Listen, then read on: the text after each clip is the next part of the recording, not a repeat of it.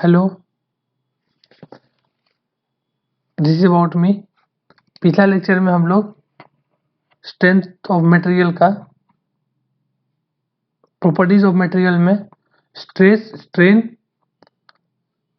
और stress strain curve और different properties देखे थे मटेरियल का। अभी उसी लेक्चर को कंटिन्यू करेंगे हम लोग उसके बाद से। ठीक है, इसमें हम लोग क्या देखेंगे इस लेक्चर में? पिछला लेक्चर में हम आप लोगों को बताए थे नॉर्मल स्ट्रेस और शियर स्ट्रेस। इसमें हम लोग डिफरेंट टाइप्स ऑफ स्ट्रेस देखेंगे इस लेक्चर में, अलग अलग टाइप का स्ट्रेस। उसके बाद stress under general loading condition, general loading condition में कैसा स्ट्रेस होगा, क्या स्ट्रेस होगा। उसके बाद stress strain curve of other material देखेंगे और विस्को इलास्टिक मटेरियल क्या होता है वो देखेंगे। For deformation of different material under axial stress ये देखेंगे। ठीक है, स्टार्ट करते हैं।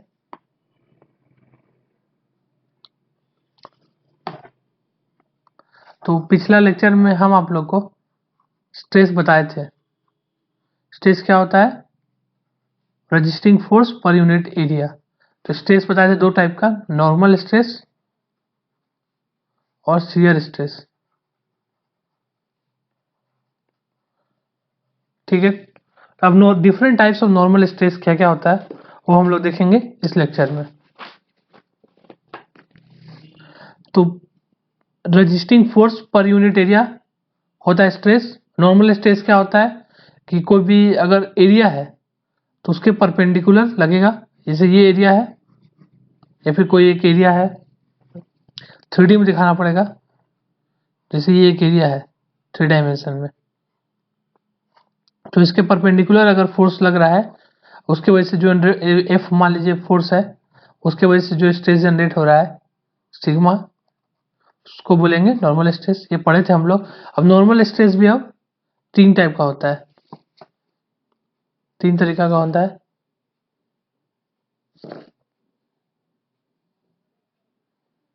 क्या क्या होता है?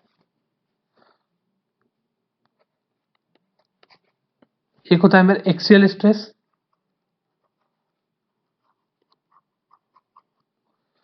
एक्सियल स्ट्रेस क्या होता है? जैसे डायरेक्ट, जैसे यही फिगर बनाए थे एक्सियल स्ट्रेस के लिए। ये जो जैसे मान लीजिए कोई भी बार है, उसका अलोंग मतलब फोर्स अगर लग रहा है, बार ऐसा बार है, तो इसके डायरेक्शन में बार का ऐसा लेंथ है, इस लेंथ के अलोंग फोर्स लग रहा है उसका एक्सिस के अलोंग, तो उसको बोलेंगे एक्सियल स्ट्रेस। ठीक है, कोई भी जैसे और लंबा बनाते हैं, अगर ये बार है मेरा, इस बार के एक्सिस के अलोंग फोर्स अगर लग रहा है, उससे जो स्ट्रेस जनरेट हो रहा है इसके अंदर, उसको बोलेंगे एक्सियल स्ट्रेस। ठीक है, तो एक्सियल स्ट्रेस कैसा हो सकता है? चाहे टेंसाइल हो सकता है, अभी जो दिखाया वो टेंसाइल है, या कॉम्प्रेसिव भी हो सकता है। तो एक्सियल स्ट्रेस मेरा टेंसाइल और कॉम्प्रेसिव दोनों हो सकता है। ये कॉम्प्रेसिव है, ठीक है, और ये टेंसाइल है। ठीक है, तो एक्सियल स्ट्रेस टेंसाइल और कॉम्प्रेसिव दोनों हो सकता है। और क्या हो गया मेरा? और एक हो गया बियरिंग स्ट्रेस।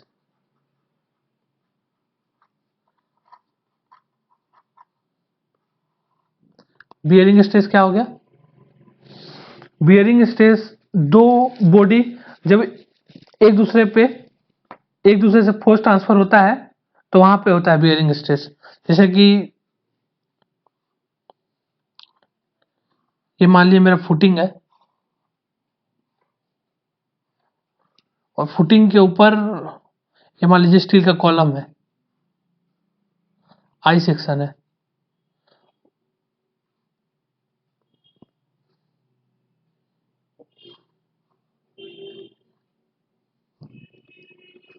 इस तरह फिगर है, मतलब थोड़ा फिगर क्लियर नहीं है। तो ये दोनों का जो जहां पे कांटेक्ट हो रहा है, कांटेक्ट से फोर्स ट्रांसफर हो रहा है, उसको हम लोग बोलेंगे बियरिंग स्ट्रेस। ठीक है, थोड़ा पिक्चर को और अच्छे से बनाते हैं क्लियरली।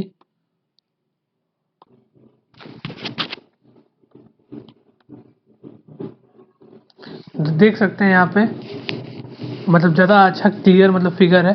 तो यहाँ से इस जगह से जो फोर्स ट्रांसफर होगा यहाँ से, उसको बोलेंगे हम लोग बियरिंग स्ट्रेस। मतलब ये फुटिंग है, ये फुटिंग है, उसके नीचे एक स्क्वायर सेक्शन का जो स्टील का, मान लीजिए स्टील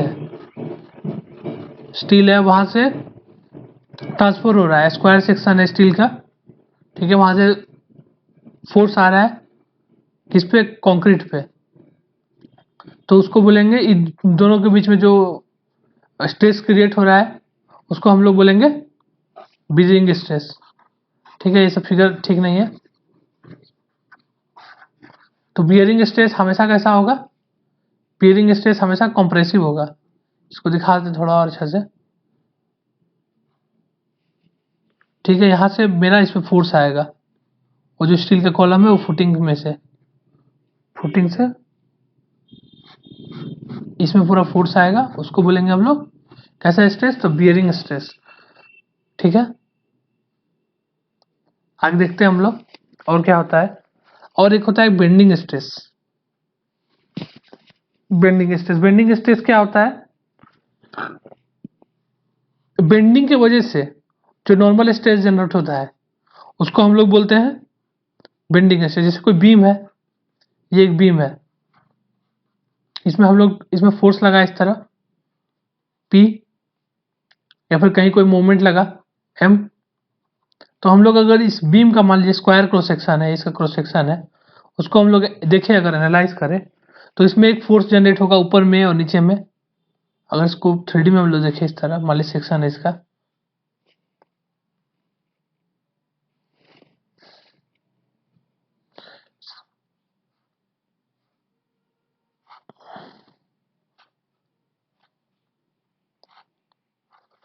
तो ऊपर में कैसा फोर्स प्रोड्यूस होगा, कंप्रेसिव फोर्स प्रोड्यूस होगा।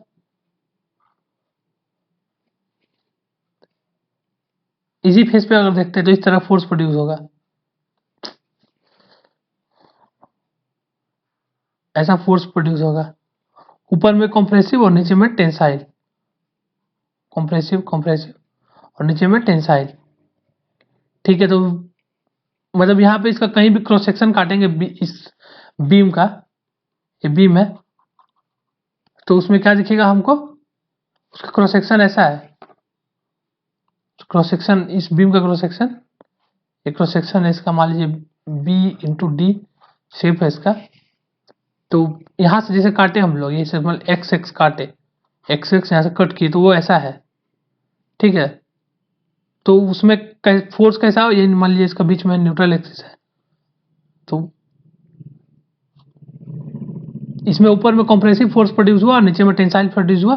तो ये जो नॉर्मल स्ट्रेस जो प्रोड्यूस हो रहा है इसका क्रॉस सेक्शन में, उसको बोलेंगे बेंडिंग स्ट्रेस। ठीक है, इसको और अच्छा डिटेल में देखेंगे जब हम लोग बेंडिंग स्ट्रेस चैप्टर देखेंगे। तो आगे देखते हैं हम लोग शियर स्ट्रेस। नॉर्मल स्ट्रेस देख लिए 3 टाइप का, और शियर स्ट्रेस देखेंगे।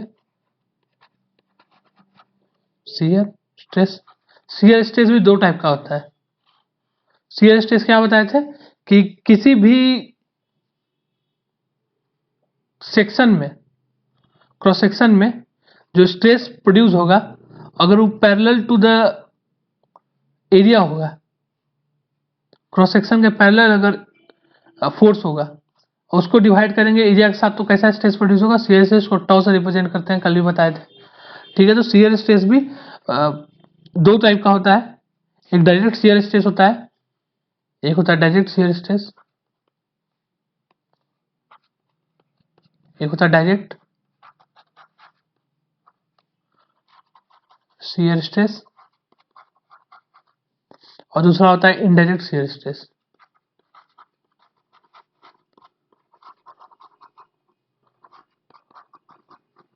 और बताए थे कल डायरेक्ट शियर स्ट्रेस की, डायरेक्ट जैसे मान लीजिए बीम है,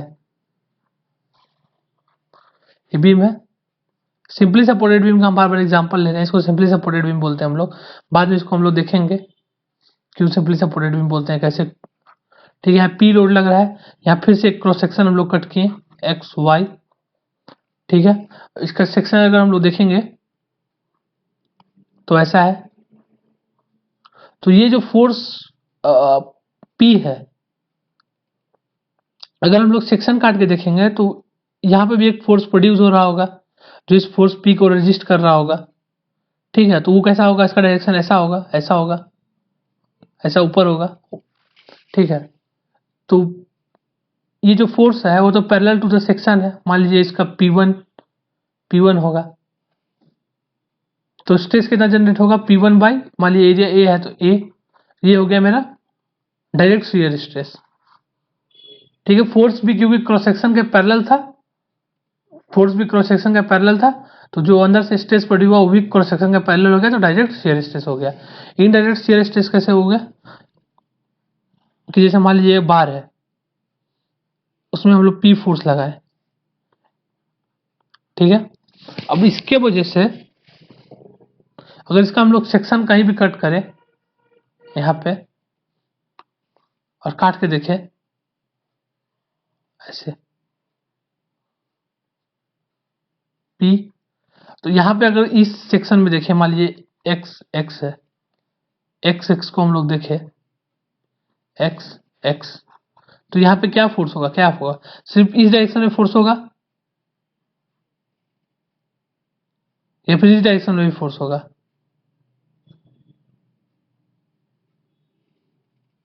कैसा फोर्स होगा, या फिर इस डायरेक्शन में फोर्स होगा।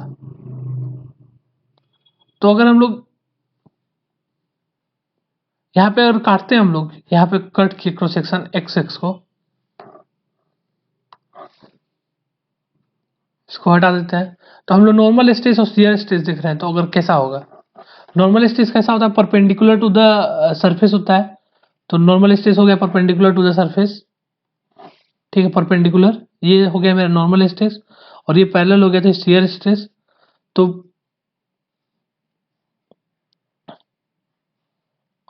ये P है, सिर्फ अगर ये स्ट्रेस नॉर्मल लगे तो हो नहीं पाएगा, मान लीजिए P1 है, क्योंकि इक्विलिब्रियम में रखना है बॉडी को हम लोग को, ठीक है। तो इक्विलिब्रियम में रखने के लिए P और P1 तो इक्वेट, इसका एक कंपोनेंट आएगा, एक वर्टिकल डायरेक्शन में भी जाएगा, तो नीचे डायरेक्शन में भी एक फोर्स होगा, मान लीजिए P2 है। तो ये जो P2 फोर्स की वजह से जो स्ट्रेस जनरेट हो रहा है, डिवाइड बाय मान लीजिए कुछ भी एरिया A0 है अगर इसका, तो इसी P2 बाई A0 को हम लोग बोलेंगे इनडायरेक्ट शियर स्ट्रेस, मतलब नॉर्मल स्ट्रेस के वजह से जो शियर स्ट्रेस जनरेट हो रहा है उसको हम लोग बोलते हैं इनडायरेक्ट शियर स्ट्रेस, ठीक है।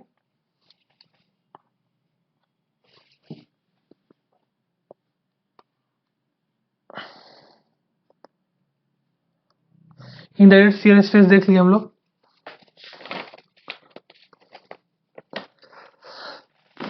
अब शियर स्ट्रेस के बारे में कुछ एक दो पॉइंट हम लोग और देखेंगे।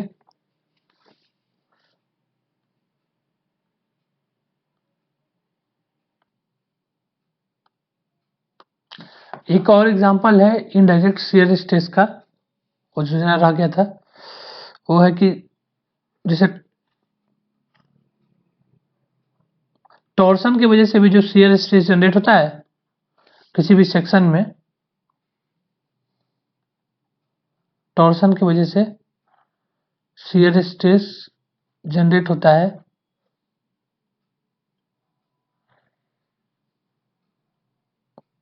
उसको भी हम लोग इनडायरेक्ट शियर बोलते हैं, ठीक है। ये इसका बना के दिखाया हम। शियर स्ट्रेस कैसे होता है, जब सर्कुलर शाफ्ट है, ये शाफ्ट में टॉर्सन लगा, मान लीजिए ये टी है, टी टॉर्सन लगा, तो उसके वजह से शियर स्ट्रेस जनरेट हुआ, ये शाफ्ट है सेक्शन में, तो जो कि 0 होता है सेंटर पे और मैक्सिमम होता है सरकमफरेंस पे, तो उसको भी हम लोग इनडायरेक्ट शियर बोलते हैं, ठीक है। अब इस शियर स्ट्रेस का दो प्रॉपर्टी होता है, क्या क्या प्रॉपर्टी होता है कि shear stress on opposite faces, जैसे शियर स्ट्रेस अगर इस फेस पे टॉ लग रहा है तो उल्टा फेस पे, ठीक है, जस्ट अपोजिट होगा, अपोजिट इन डायरेक्शन, ठीक है। ये हम लोग जो डायग्राम ये ड्रॉ कर रहे हैं शियर स्ट्रेस का, इसी किसी भी पर्टिकुलर पॉइंट पे जाके एकदम छोटा सा एलिमेंट लेके हम कट कर रहे हैं, जैसे ये बॉडी है, बॉडी है, उसका कोई पर्टिकुलर एकदम छोटा सा पॉइंट पे गए, वहां पे एकदम छोटा पॉइंट, वहां पे जाके हम लोग कट किए, उसका 2 डायमेंशन में रिप्रेजेंटेशन किया। हम लोग 3 डायमेंशन में भी रिप्रेजेंट कर सकते हैं। 3 डायमेंशन में ऐसे रिप्रेजेंट होगा।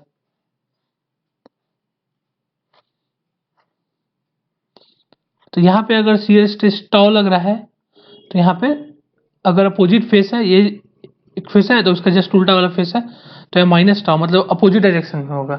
Shear stress on opposite faces of element are equal in magnitude and opposite in direction.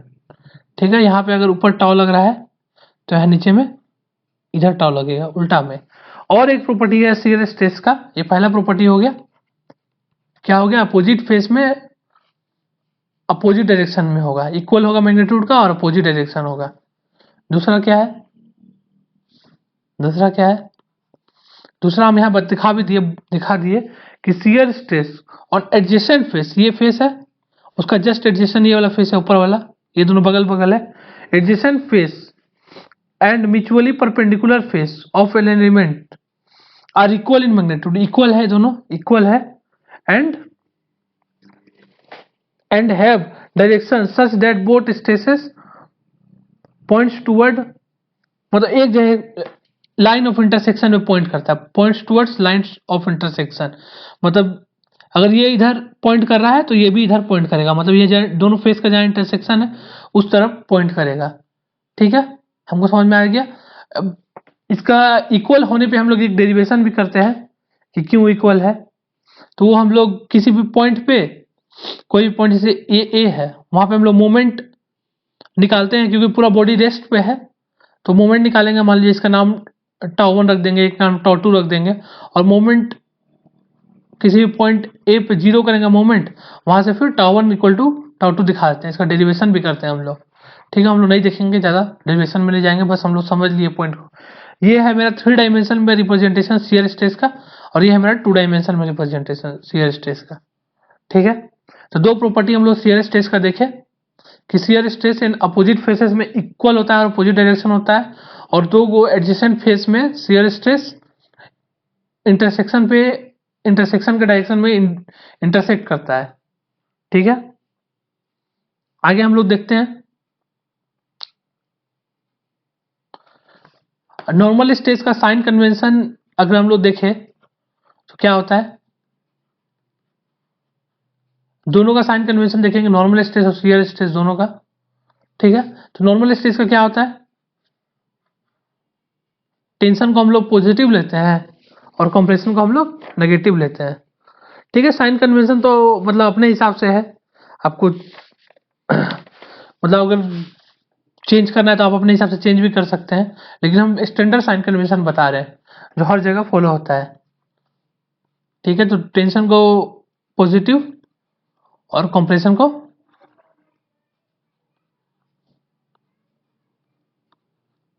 Negative. Shear stress का साइन कन्वेंशन देखें हम लोग अगर, तो कैसा होगा, शियर स्ट्रेस में साइन कन्वेंशन में हम लोग डायरेक्ट याद रख सकते हैं कि ये जैसे ये साइन कन्वेंशन है, ये 2 डायमेंशन में दो ही है, एक ये केस होगा और ये केस होगा।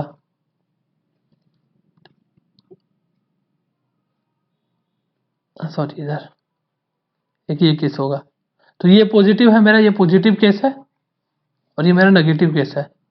इसमें हम लोग टाउ जब लेंगे तो प्लस लेंगे और इसमें लेंगे तो माइनस लेंगे, माइनस टाउ लेंगे। और अगर हम लोग को एक रूल अगर समझना है तो रूल भी है, एक रूल वो आया था कि जो से आगे का फेस है, रूल हम बताते हैं। अगर शियर स्ट्रेस में आपको रूल देखना है तो रूल आप इस तरह देख सकते हैं कि जैसे मान लीजिए ये है मेरा, इसको सामने वाला फेस को हम लोग पॉजिटिव फेस बोलते हैं, ये पॉजिटिव फेस है, ये ऊपर है तो ये भी पॉजिटिव फेस है, ये नेगेटिव फेस है, नेगेटिव फेस, और ये नेगेटिव फेस। तो पॉजिटिव फेस और अपवर्ड डायरेक्शन अगर शियर स्ट्रेस है तो पॉजिटिव, शियर स्ट्रेस पॉजिटिव है, ये पॉजिटिव फेस है।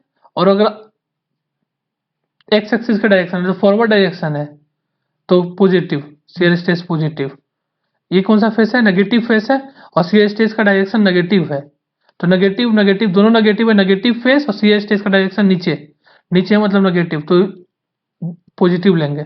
इतना याद नहीं करना है, इतना याद करने की जरूरत नहीं है, वो बेकार है, कोई काम का नहीं है मेरे हिसाब से। ठीक है, डायरेक्ट हम लोग याद कर लेंगे कि इस तरह अगर रहेगा तो पॉजिटिव और इस तरह रहेगा तो नेगेटिव। ठीक है, ये आपको बुक में रूल मिल जाएगा। पॉजिटिव फेस, पॉजिटिव डायरेक्शन, ऊपर का डायरेक्शन और ये डायरेक्शन और ये डायरेक्शन पॉजिटिव है, तो दोनों जब पॉजिटिव पॉजिटिव रहेगा तो पॉजिटिव, और दोनों नेगेटिव रहेगा, नेगेटिव इंटू नेगेटिव तो भी पॉजिटिव। ऐसे करके रूल आपको किताब में मिल जाएगा, नेगेटिव फेस नेगेटिव डायरेक्शन तो पॉजिटिव, नेगेटिव फेस ऐसा करके पॉजिटिव डायरेक्शन। ठीक है, आगे हम लोग देखते हैं, आगे हम लोग देखेंगे stress under general loading condition.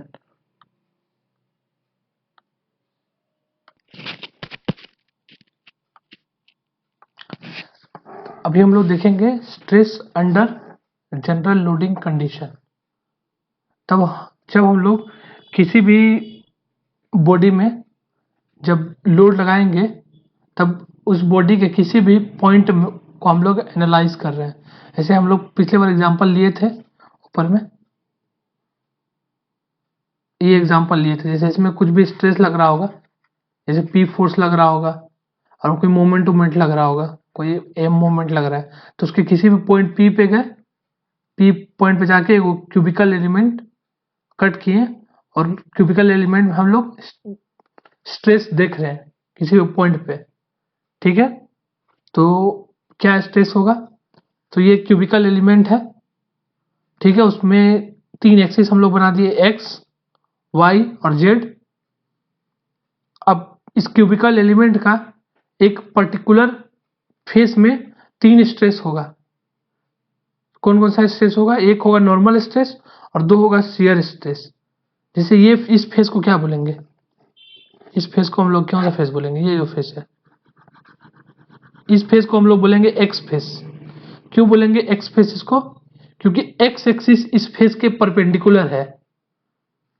ठीक है, इस फेस को कौन सा फेस बोलेंगे, वाई फेस, क्योंकि वाई फेस वाई एक्सिस इसके परपेंडिकुलर है। ये फेस जो है ये मेरा जेड फेस हो गया, क्योंकि जेड एक्सिस इसके परपेंडिकुलर है।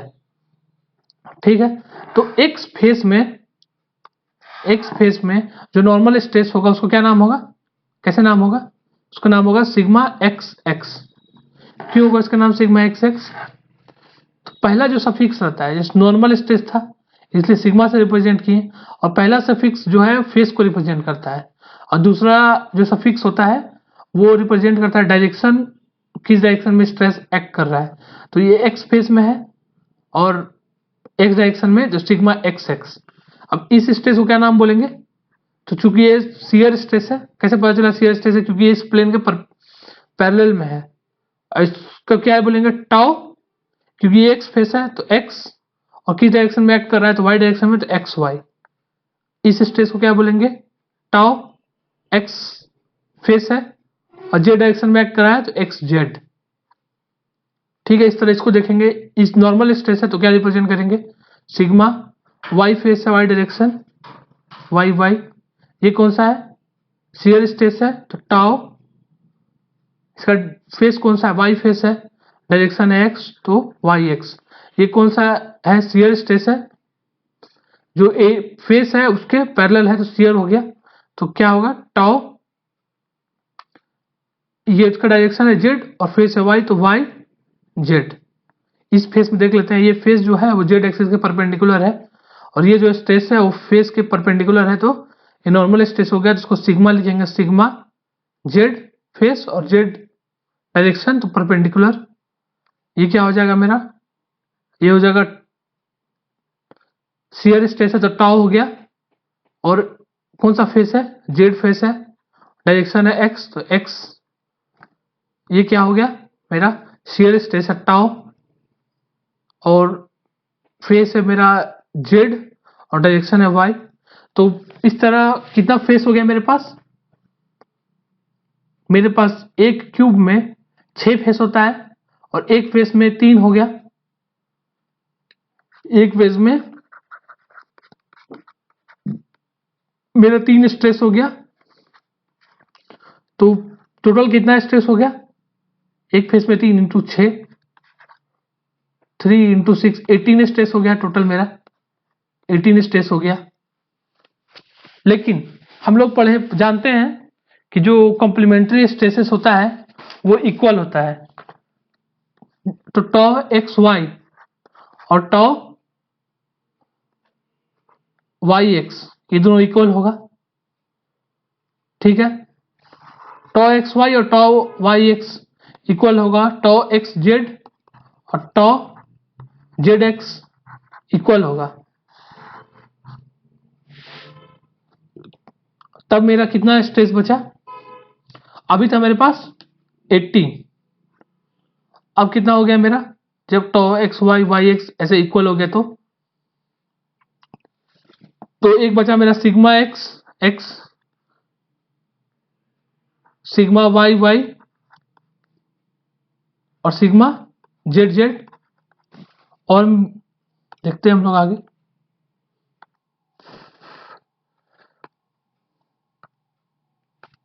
ये 18 नहीं होगा, ये 9 होगा, क्योंकि हम लोग ये जो एक्स फेस है यहाँ पे, इसका जस्ट अपोजिट में एक फेस होगा, उसमें माइनस सिग्मा एक्स एक्स मतलब अपोजिट डायरेक्शन में, और इस तरह टाओ ये जो इस फेस के जस्ट उल्टा में जो फेस है वो भी एक्स फेस है और नेगेटिव एक्स फेस है, इसलिए सिग्मा एक्स यहाँ पे भी होगा और उसके जस्ट उल्टा में भी होगा, टाओ एक्स वाई भी होगा और टाओ एक्स जेड भी होगा जस्ट अपोजिट डायरेक्शन में, इसलिए टोटल 9 स्ट्रेस है। 9 स्ट्रेस क्या क्या है? 9 स्ट्रेस, तो उसको हम लोग मैट्रिक्स में रिप्रेजेंट करेंगे। कैसे रिप्रेजेंट करेंगे? मान लीजिए मेरा स्ट्रेस है, कोई स्ट्रेस है, उसको मैट्रिक्स में रिप्रेजेंट करते हैं। सिग्मा एक्स टाओ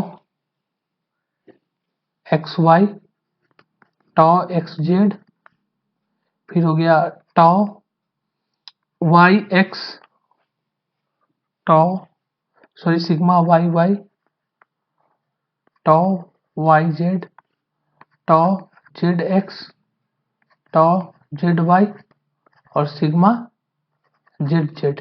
ये सारा मेरा स्ट्रेस हो गया, ठीक है। ये सारा मेरा स्ट्रेस हो गया। अब इसमें से हम बता रहे थे आप लोगों को कि ये और ये इक्वल है, ये और ये इक्वल है और ये इक्वल है। इक्वल होने की वजह से टोटल हम लोग को कितना स्ट्रेस, और सिग्मा एक्स एक्स को हम लोग सिर्फ सिग्मा एक्स में रिप्रेजेंट करते हैं, लिखते हैं, ठीक है। इस तरह सिग्मा वाई वाई को सिग्मा वाई, इस तरह टोटल मेरा कितना स्ट्रेस हमको चाहिए 3D में? Sigma x sigma Y sigma Z tau X tau Y और टॉ जेड, ठीक है। 6 स्ट्रेस एलिमेंट चाहिए हमको 3 डायमेंशन में, ठीक है, डिफाइन करने के लिए 6 स्ट्रेस कंपोनेंट चाहिए। तो उसमें 3 नॉर्मल है स्ट्रेस है और 3 शियर स्ट्रेस है, तीनों नॉर्मल है और ये तीनों शियर स्ट्रेस है, ठीक है। अब हम लोग देखते हैं, अच्छा हम लोग एक बात आपको नहीं बताया पहले कि जो स्ट्रेस कैसा क्वांटिटी है। स्ट्रेस जैसे हम लोग अभी तक इस सब्जेक्ट पढ़ने से पहले आप लोग 2 ही जो क्वांटिटी को जानते होंगे, एक जानते होंगे स्केलर और एक जानते होंगे वेक्टर, ठीक है। स्केलर और वेक्टर क्या होता है? तो ऐसा क्वांटिटी जिसके सिर्फ मैग्नीट्यूड होता है उसको स्केलर बोलते हैं, और इसके पास मैग्नीट्यूड और डायरेक्शन दोनों होता है,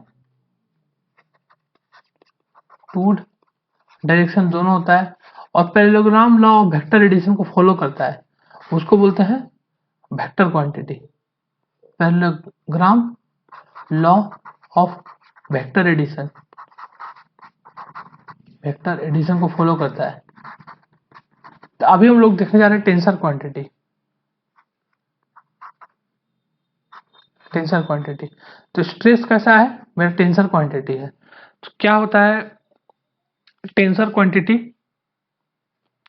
तो इसका मैग्नीट्यूड भी होता है, मैग्नीट्यूड होता है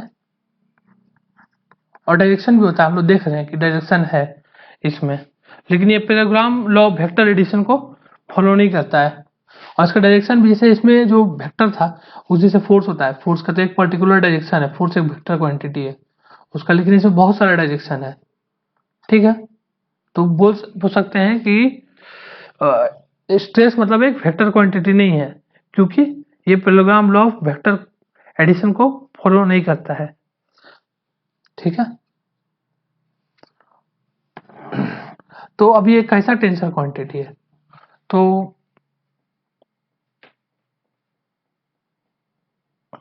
स्ट्रेस एक सेकेंड ऑर्डर टेंसर है, stress is a second order tensor, is a second order tensor. अब डायरेक्शन, कोई भी चीज को हम लोग को डायरेक्शन को डिफाइन करने के लिए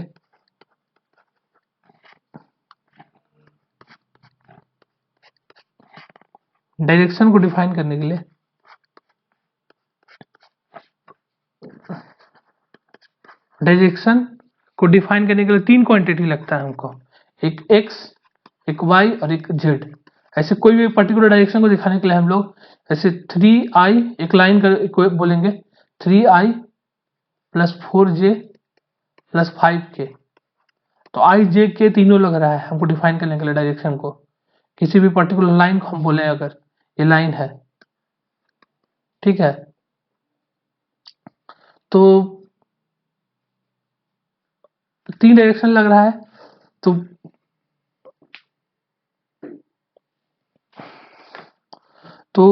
3 to the power 1 equal to 3, मतलब जैसे वेक्टर ये सेकेंड ऑर्डर टेंसर है, तो ये 3 to the power 2 9 क्वांटिटी। तो वो हम लोग देखे थे कि 9 क्वांटिटी हम लोग लगता है किसको डिफाइन करने के लिए, स्ट्रेस को डिफाइन करने के लिए। इस तरह इसमें 3 क्वांटिटी लगता है, तो ये भी डायरेक्शन भी एक टेंसर क्वांटिटी है, लेकिन ये फर्स्ट ऑर्डर टेंसर है, फर्स्ट ऑर्डर टेंसर है, क्योंकि इसमें 3 to the power 1 that is equal to 3, मतलब 3 क्वांटिटी चाहिए उसका डायरेक्शन को डिफाइन करने के लिए, ठीक है। और मैग्नीट्यूड कैसा टेंसर क्वांटिटी है, मतलब हर, इससे हम लोग कंक्लूड कर सकते हैं कि हर चीज एक टेंसर है। तो मैग्नेट क्या बोलते हैं, स्केलर भी एक वर्ड टाइप ऑफ टेंसर है और वेक्टर भी एक टाइप ऑफ टेंसर है। सो मैग्नीट्यूड जो है 3 to the पावर को कोई डायरेक्शन नहीं चाहिए, 3 to the पावर 0, सिर्फ इसको एक ही चीज चाहिए उसको डिफाइन करने के लिए, सिर्फ उसका वैल्यू चाहिए, तो एक क्वांटिटी सिर्फ चाहिए उसको डिफाइन करने के लिए। तो ये जीरो ऑर्डर टेंसर है, जीरो ऑर्डर टेंसर, ठीक है। मैग्नीट्यूड क्या है, जीरो ऑर्डर टेंसर है, ठीक है।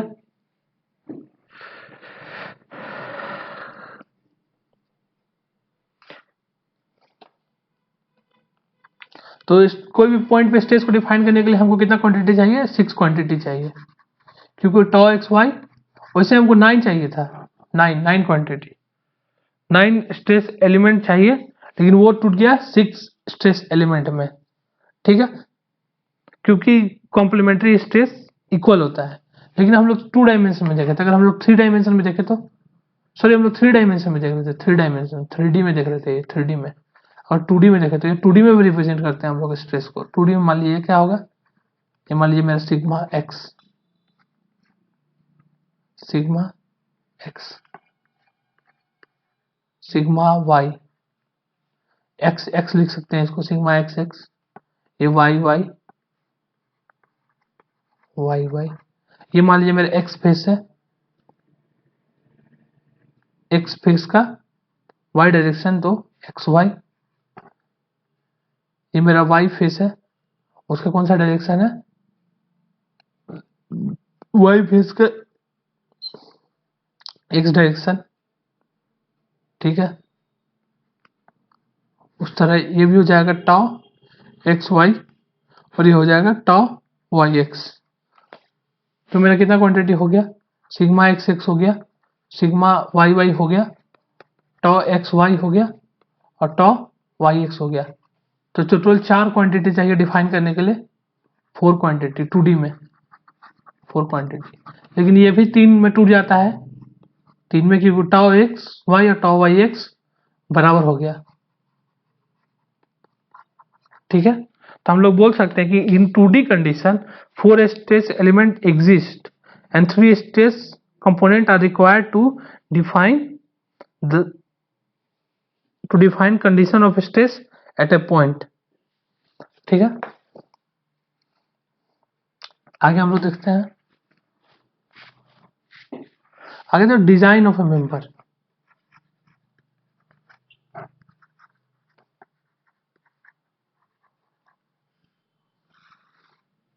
डिजाइन ऑफ मेंबर, तो कोई भी जैसे एलिमेंट है, स्टील का मान लीजिए रॉड है, स्टील का रॉड है, ये मान लीजिए कोई स्ट्रेस एक झेल सकता है, कोई स्ट्रेस मान लीजिए सिग्मा यील्ड स्ट्रेस झेल सकता है।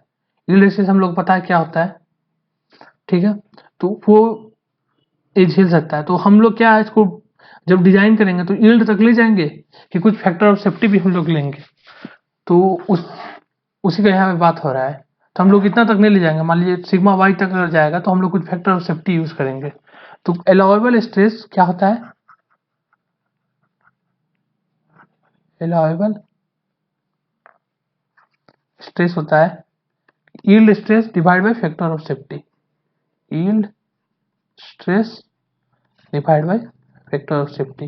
फैक्टर ऑफ सेफ्टी मतलब कि कोई वैल्यू है, कोई नंबर है, जितना फैक्टर ऑफ सेफ्टी हम दे रहे हैं। जैसे मान लीजिए यील्ड स्ट्रेस 250 है और फैक्टर ऑफ सेफ्टी मेरा 2 है, 2 से डिवाइड कर दिए तो 125, इतना हम लोग फैक्टर ऑफ सेफ्टी लेके चल रहे हैं 2 का, 1.5 का, कुछ भी हम लोग लेके चल सकते हैं।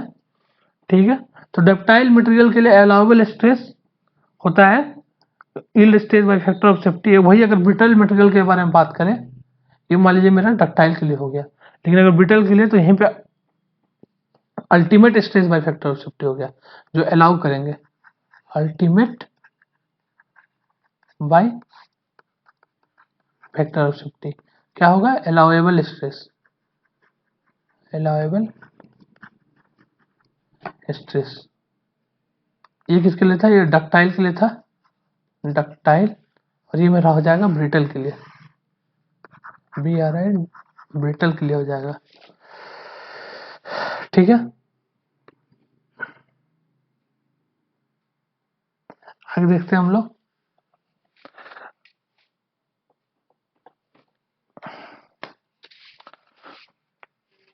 आगे हम लोग देखेंगे, हम लोग स्ट्रेन देखे थे, स्ट्रेन, तो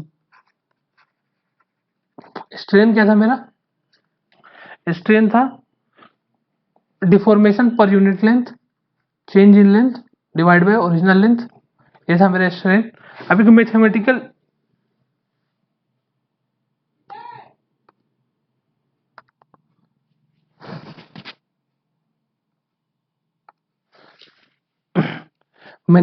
डिफरेंस,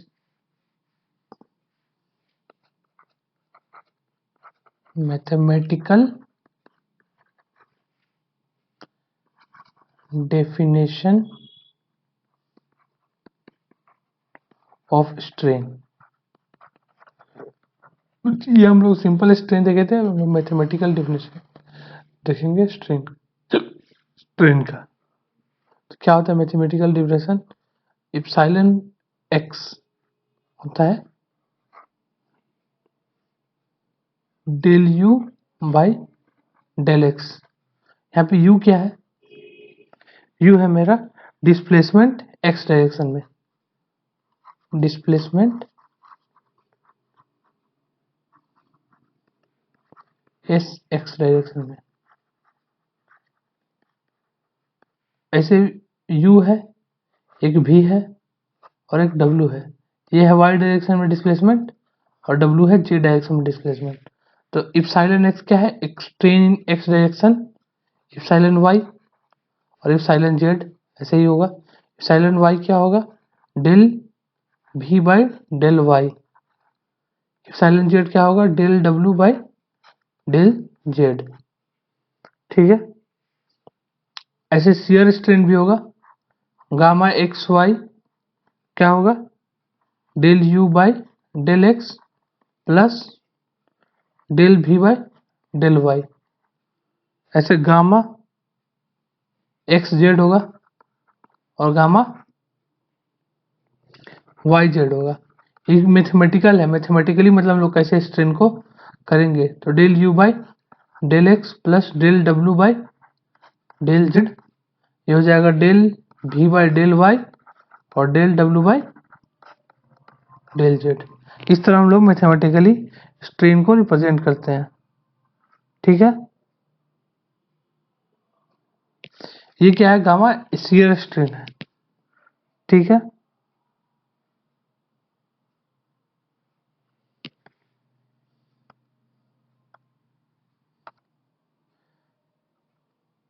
इसको थोड़ा, ये गलत हो गया है, ये गलत, ऐसा नहीं होगा, ये होगा del u by del y और del v by del x. मतलब जब u x डायरेक्शन में है, u का करेंगे तो y के साथ और v का करेंगे तो x के साथ। ऐसा ये हो जाएगा del u by del z और del w by del x। ये हो जाएगा del v by del z, ये हो जाएगा del w by del y। ठीक है,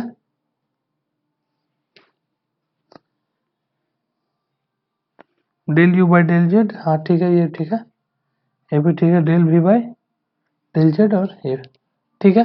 हम लोग देख लिए मैथमेटिकली देखे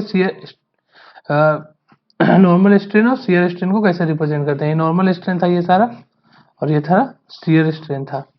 ये नॉर्मल स्ट्रेन है, ठीक है, नॉर्मल स्ट्रेन एक्स वाई और जेड डायरेक्शन में, ये था नॉर्मल स्ट्रेन। नॉर्मल स्ट्रेन ये है शियर स्ट्रेन। अब हम लोग देखेंगे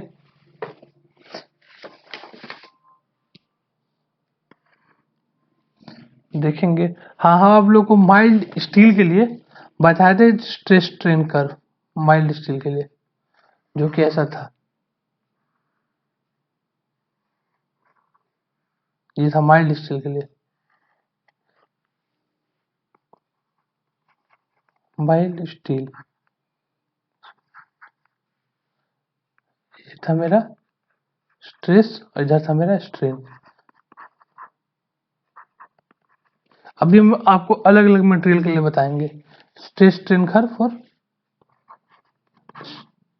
स्ट्रेस स्ट्रेन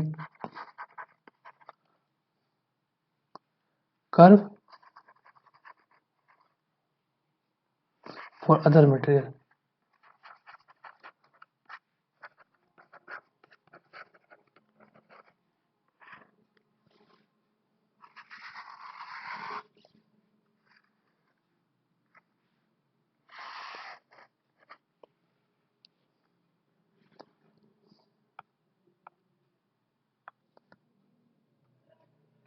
ये देखिए डिफरेंट टाइप्स ऑफ स्टील है।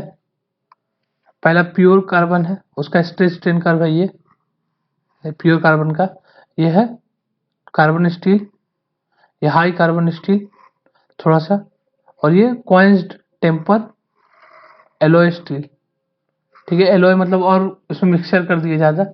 तो जैसे जैसे हम लोग कार्बन का परसेंटेज बढ़ाते जा रहे हैं, वैसे हम लोग देख पा रहे हैं, क्या देख पा रहे हैं कि कार्बन का परसेंटेज बढ़ते बढ़ते साथ स्ट्रेंथ मतलब इंक्रीज हो रहा है, स्ट्रेंथ इंक्रीज हो रहा है, इंक्रीज हो रहा है। ठीक है, जैसे जैसे हम लोग रिडक्शन मिलाते जा रहे हैं। लेकिन एक और चीज आप लोग गौर कर रहे होंगे कि जैसे जैसे कार्बन का परसेंटेज इंक्रीज हो रहा है, तो स्ट्रेंथ भी इंक्रीज हो रहा है। और एक चीज गौर कर रहे होंगे, जैसे जैसे स्ट्रेंथ इंक्रीज कर रहा है, डक्टिलिटी डिक्रीज कर रहा है। स्ट्रेंथ इंक्रीज कर रहा है तो डक्टिलिटी डिक्रीज कर रहा है, डक्टिलिटी डिक्रीज हो रहा है। तो डक्टिलिटी क्या होता है कि किसी भी हम लोग जो मेंबर होता है उसको कितना लंबा खींच सकते हैं। तो देखिए इसमें ज्यादा स्ट्रेन किस में है, ये ज्यादा स्ट्रेन तक आ रहा है, खींचना मतलब कि ज्यादा लंबा हो जाएगा तो ज्यादा स्ट्रेन आएगा उसमें। प्योर कार्बन में देखिए ज़्यादा स्ट्रेन है, इसमें कम स्ट्रेन है और कम, और पढ़ाए तो और कम हो गया और कम। जैसे जैसे स्ट्रेंथ बढ़ रहा है वैसे वैसे स्ट्रेन कम हो रहा है, मतलब डक्टिलिटी कम हो रहा है, डक्टिलिटी डिक्रीज हो रहा है। और एक देखिए एक चीज गौर करिए, जो सिग्मा है, सॉरी ये ई है, जो कि स्ट्रेस बाय स्ट्रेन होता है, स्ट्रेस बाय स्ट्रेन होता है, मॉडुलस ऑफ इलास्टिसिटी वो सब के लिए कांस्टेंट है। मतलब ये जो स्लोप है, ये जो स्लोप है स्ट्रेस स्ट्रेन का, वो सब के लिए कांस्टेंट है।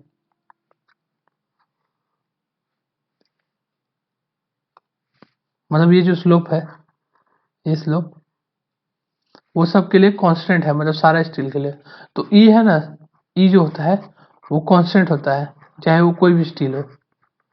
ठीक है, न्यूमेरिकल सॉल्व करने में मदद होगा। 2 × 10⁵ न्यूटन पर mm स्क्वायर सारे स्टील के लिए होता है, ये वैल्यू याद कर सकते हैं आप लोग। ठीक है, आगे हम लोग देखते हैं। हम आप लोगों को ये बताएं, आप लोगों को स्टील के बारे में बताएं। स्टील का मतलब अलग अलग टाइप ऑफ स्टील के बारे में बताएं, कैसे कार्बन परसेंटेज वेरी करते हैं तो कैसे स्ट्रेंथ बढ़ता है, और उसका स्ट्रेस स्ट्रेन कर्व बताएं। लेकिन और दूसरा मटेरियल का भी स्ट्रेस स्ट्रेन कर्व हम लोग देखते हैं, उसमें क्या होता है। जैसे हम लोग मतलब यहाँ आयरन का बात कर रहे थे, अगर स्टील बोले तो, क्योंकि आयरन का बना हुआ रहता है, आयरन से ही बनता है स्टील बनता है। ठीक है, तो हम लोग यहाँ पे एल्यूमिनियम एल्यूमिनियम और कॉपर का भी बात करते हैं, कॉपर। ठीक है, तो उसका स्ट्रेस स्ट्रेन कर्व थोड़ा अलग बनता है। कैसा बनता है? ऐसा बनता है, ऐसा पैराबोलिक टाइप का। उसमें कोई यील्ड प्लेटू जो इसमें आ रहा था, जो उसमें आ रहा था, ये इसको यील्ड प्लेटू बोल रहे हैं, इस चीज को यील्ड प्लेटू, यील्ड प्लेटू वो नहीं आता है, एल्यूमिनियम में नहीं आता है यील्ड प्लेटू, या कॉपर में भी नहीं आता है। तो इसका यील्ड स्ट्रेंथ कैसे निकालेंगे? तो इसका यील्ड स्ट्रेंथ निकालने के लिए हम लोग 0.2% स्ट्रेन पे एक लाइन ड्रॉ करते हैं, जो कि पैरेलल रहता है इनिशियल, जैसा स्लोप रहता है ये कर्व का। ठीक है, इनिशियल टेंजेंट का जैसा स्लोप रहता है, ऐसा ही स्लोप देते हैं 0.2% लाइन से, और जो पॉइंट पे जाके इंटरसेक्ट करता है वही मेरा यील्ड स्ट्रेंथ होता है। ठीक है, यही मेरा यील्ड स्ट्रेंथ हो जाएगा। ठीक है, a line parallel to initial straight line portion of stress strain curve is drawn through a point 0.2% strain. The point where it cuts the stress strain curve give the yield strength or proof stress at 0.2%. इसको proof stress भी बोलते हैं। ये जो yield strength है उसको proof stress।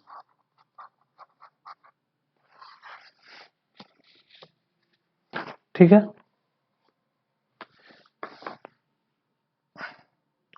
और एक चीज बताते हैं कि जब हम लोग माइल्ड स्टील पे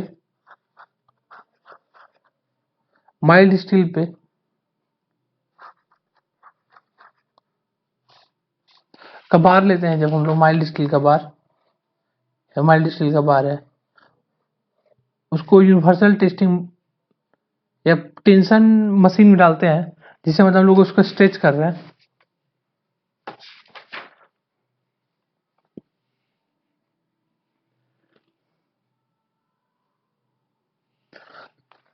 इसको स्ट्रेच कर रहे हैं, जैसे हम उसका स्ट्रेच स्ट्रेन कर बनाए थे, इसको स्ट्रेच करते जा रहे हैं, करते जा रहे हैं, करते जा रहे हैं, करते जा रहे हैं। लोड जैसे ये पी है, लोड इसको बढ़ाते जा रहे हैं, तो एक टाइम के बाद ये खिंचाते खिंचाते खिंचाते एक बार टूट जाएगा, टूटेगा तो कैसा फेलियर होगा? तो जो माइल्ड स्टील का फेलियर होता है वो कप एंड कोन जैसा फेलियर होता है।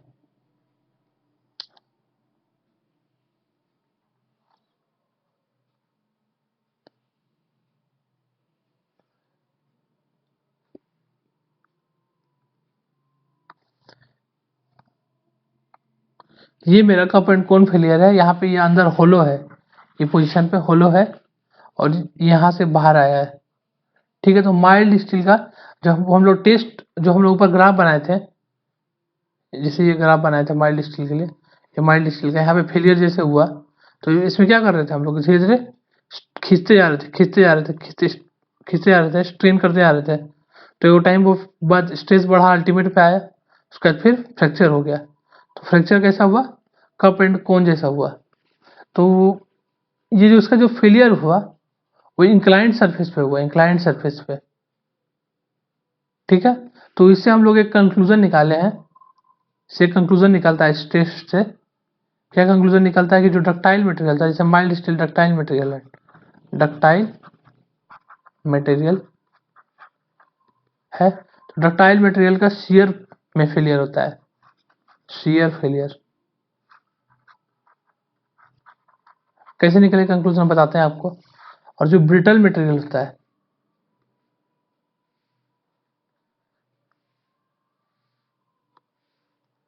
जो ब्रिटल मटेरियल होता है,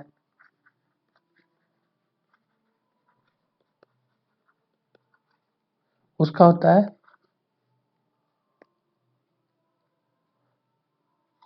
टेंशन फेलियर।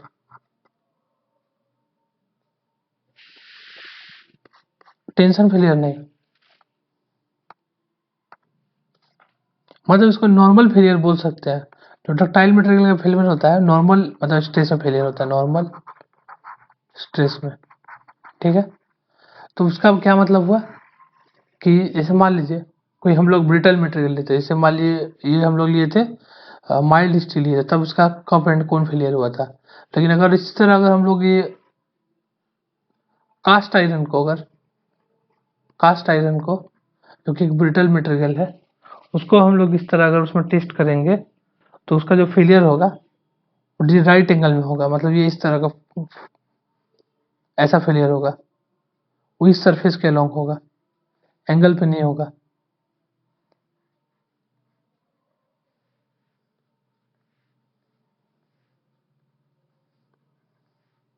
कैसे हुआ ये हम आपको बताते हैं। जैसे कि अगर हम इस किसी को डायग्राम को देखें, तो मैक्सिमम नॉर्मल स्ट्रेस कहाँ पे आएगा इसमें, मैक्सिमम नॉर्मल स्ट्रेस यहीं पे आएगा, परपेंडिकुलर टू द सरफेस आएगा मैक्सिमम नॉर्मल स्ट्रेस। ठीक है, और मैक्सिमम शियर स्ट्रेस कहाँ पे आएगा, मैक्सिमम शियर स्ट्रेस कहीं कोई पर्टिकुलर एंगल, मतलब 45 डिग्री पे आएगा। ये हम लोग दूसरा चैप्टर में फॉर्मूला से आपको दिखाएंगे कैसे 45 डिग्री पे आएगा, सिंपल अगर खींचेंगे तो।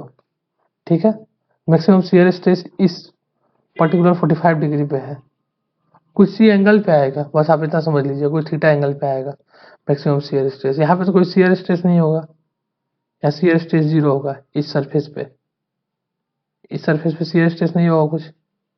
लेकिन अगर इंक्लाइंड सरफेस बनाएंगे तो उस पर शियर स्ट्रेस आएगा, तो जहां सबसे ज्यादा शियर स्ट्रेस होगा वहीं पे शियर फेलियर होगा। ठीक है, तो अब हम लोग क्या कंक्लूजन निकाले कि जो डक्टाइल मटेरियल होता है उसका शियर में फेलियर होता है, और ब्रिटल मटेरियल होता है उसका नॉर्मल में फेलियर होता है, नॉर्मल स्ट्रेस में। ठीक है, आगे हम लोग अगर इस तरह टॉर्सन में देखें कि टॉर्सन में कैसे फेलियर होगा, माइल्ड स्टील का और ब्रिटल कास्ट आयरन का।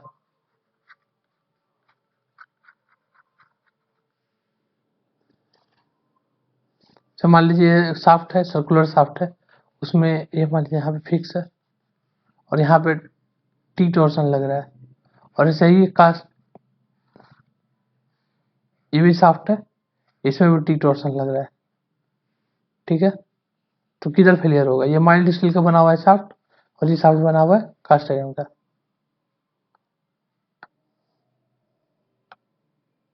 ठीक है, तो शाफ्ट जो है उसमें जो सरफेस होता है, इसी सरफेस पे सबसे ज्यादा शियर स्ट्रेस होता है, सबसे ज्यादा शियर स्ट्रेस ऊपर इस सरफेस के पैरेलल होता है।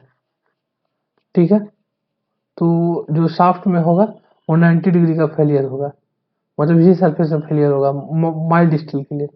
और कास्ट आयरन के लिए शाफ्ट में 45 डिग्री पे सबसे ज़्यादा नॉर्मल स्ट्रेस होगा सिग्मा, तो एंगल में फेलियर होगा। ठीक है, आगे हम लोग नेक्स्ट लेक्चर में देखेंगे।